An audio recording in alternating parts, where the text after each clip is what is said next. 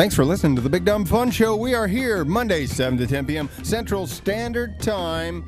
If you're not a Fanimal, follow us on the Facebook and you will be. Enjoy our sweet tweets on the Twitter, twitter.com/BigDumbFunShow, and enjoy our YouTube videos. That's right, videos of cuts from the show. We post them up on the YouTube occasionally at youtube.com/BigDumbFunShow. My name is Aaron. I'm Brad Westmar. Adriana Nicole. And I'm Patrick Rea. That's right. We're hanging out in studio with filmmaker Patrick Rea. It's Halloween. Yes, It's almost. that time of the year. Get It would be kind of odd if I had Patrick in for, say, Easter. Valentine's Day. Valentine's Day. Ooh, Or bloody like every year we massacre. usually talk with Arbor Day. with Tax Girl.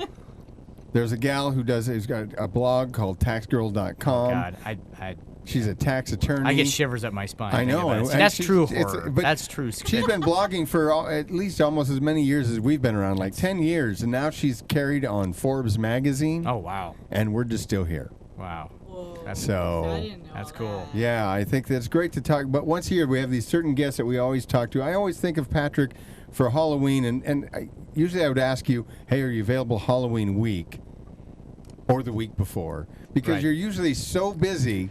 This year in particular, like there's always for filmmaking, especially in the Kansas City area, it's quiet and then it's fast and furious, And so like I basically, I shot all summer on this documentary, and then I basically been prepping this shoot coming up in October here on Wednesday and Thursday, and so it's basically, there's that quiet pause, and then it's constant. So and I have another shoot when I get back, which is a commercial shoot. So it's it's a busy time.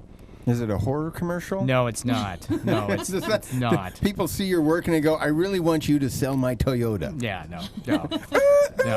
Unless there's somebody stuck in the grill, I don't think Yeah. they want me to do that. No. But no. So yeah, it's definitely been a busy year, and I feel like I've gotten the best of both worlds in terms of getting a lot of film work done, and also taking care of my kid and having family time and enjoying life. It's been a very good blend. But I don't like sitting around too much. I not. I mean, get really antsy, so I start working on new projects. you start storyboarding on something. Storyboarding, yeah. Well, yeah, and That's like your downtime. And for me, that's like the most difficult of the process, because I have to sit there and I hand draw all the shots for the film, and really have to make a conscious decision on how the movie's going to look and all that. And then once that's done, I feel like the movie is there, and I just have to kind of like figure out how to get everything to everybody to show Everyone up. to show up. Yeah. And So like right now, literally, the two things I need right now for my shoot this week is a pregnancy belly and 3 dog muzzles.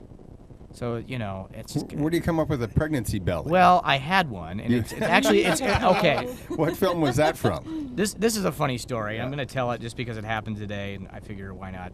So my makeup props guy is actually he was gonna mail me a box with some of the props for this film that we're shooting, because he's actually gonna get there a little later than me, and so we're gonna start shooting, and I needed some of the props early, and he was making them. So he made the pregnancy belly, he made a remote control that I need, which has lights that light up on it, and then for some reason he decided to mail the syringe that I need, which I was like, why didn't he just that I don't actually need that day. And so he said, I'll mail it with it, but he put like this glowing fluid in it just to make it look cool, because he doesn't, why not? It's an Well, effect. right.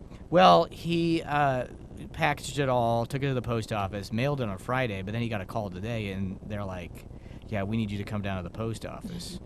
Because There's this syringe. right, and it There's was this glowing liquid. and the glowing liquid was leaking out of the box. So like when he got there were police or whatever, and he had to explain to them. Luckily, the person who like the postmaster knew that the guy's a makeup guy, and they're like, and this remote control looks like a detonator or whatever. He's like, no, really, push the button. All it does is And make the a little pregnancy blinking. belly could be a So it's just bomb. like The you pregnancy pull out belly, and a bomb. right? Yeah. So it was very questionable, and of course I laughed about it, because I'm like, that's just such a good story for behind the scenes. Well, but at the same time, you were expecting the package to arrive. right. So and the thing is, the only thing I absolutely have to have Is the pregnancy is a pregnancy belly. So now I'm like, Now you got to use a pillow. so literally the second I Yeah, leave that's what I here, was gonna say. the second I leave here, I'm like on the phone trying to figure out, how many I could go. I guess I could go to Spirit and go spend $30 on one, the Spirit store. But I mean, it's not. Why don't you call Colleen? You don't think she doesn't have? I actually messaged her, so but it has to be like done by Wednesday. So I don't, it's like a paper mache pregnancy. At this point, I'm considering the pillow, but so it's just one How of those. close things. does the shot have to be? Right, I mean, right, really, right. Is there going to be a kick involved Right, or something? right. Well, and the thing is that as long as they get enough shots from certain angles before they bring the actual, Kind of because establish it. they'll Yeah, be there at 3 o'clock. I'm shooting at 7 a.m. So as long as they get there, I can then switch it out, whatever. And hopefully no one will But notice. those are the kind of things I always have to kind of like think about, and unless I have the storyboards in front of me, I can't figure out what exactly I need in each shot. Props, and it's just it's a. Well, I mean, you're working with a really small crew generally. Right, This is generally, not a big this production. is, yeah. So I tend to tackle a lot of the crap that typically if you were on a big Hollywood movie, you'd have 150 people doing props and makeup and all that. And so prop master, yeah, and prop makeup master, person, and assistant makeup person, and I usually make my own schedules and all that. And so when I actually do have somebody to do that, I'm like really confused. I'm like, what am I supposed to do now? Now I have to go ask somebody else. Now I have to really. What I would otherwise just know. have to direct the actors. That's all I have to do. That's not enough. And you're like, you're not like, that's no wonder they're making the big money. Well, and so and so there's part of me that thinks that once you have a lot of money, it actually might get the pressure is bigger, but you might get your job gets smaller. I think, But, well, I've been on a shoot. I did Shed Out of Luck. Shed Out of Luck. Shed Out of Luck. Yes, I played the dead guy. The dead guy. We've talked about this before. That was 2007. Can you believe that? It looked like I had a pregnancy belly on, but it was just mine. Oh, was it? Yeah. Wow. Well, they had this sort of paper mache thing that looked like it was like my innards. Yeah, it was really disgusting. That was one of the most disgusting shoots. But most of that was my stomach, actually, and then the innards on top of it. I really did look like I was pregnant at the time. And Well, congratulations. either that or I was bloated. Yeah. And it was we did all that in one day. I mean, it was like you and Hahnemann Eagle Brown, who is usually your regular director of photography, Right. running your camera. You had like a sound guy. Colleen was doing makeup, Yeah. and there were maybe 2 other people there. Yeah, and that may be what it's like this week Yeah. too. I don't know. So it's. Are you doing a Craigslist call for crew down in? Because you could do that pretty easy. I mean, it's one of those things where we got the audio guy, and that luckily he's got experience with the camera we're using and all that. So he's going to bring somebody, and then we've got all these people working at the film festival that are going to be working on it. So I think it'll be a lot easier than maybe what I'm expecting. So, but it's going to be fun regardless. I think it'll be fun to see what we come up with.